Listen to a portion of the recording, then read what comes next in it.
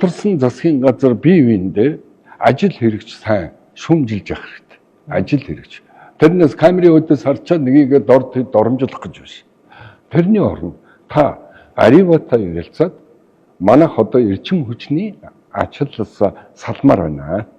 Нэгэнтээ манайхаас уран олзуулж байгаа бол яаралтай манай атомын захиргаа станц барих тухай ярья. Тэ. Өнөөдөр явж хамгийн эко энерги бол атомын захиргаа станц болчиход байна шүү дээ. Франц баруун Европыг эрчим хүчээр хангаж байна. Атомын захиргаа станцаар. Япон аж үйлдвэр нь гол нь атомын захиргаа станцтай учраас хямдхан машин бараа бүтээгдэхүүн хийгээд байна. Тэгтэл манайх одоо хордлого тайлан згшиг ингээд нэг арх угаа хордох шиг юм боддог.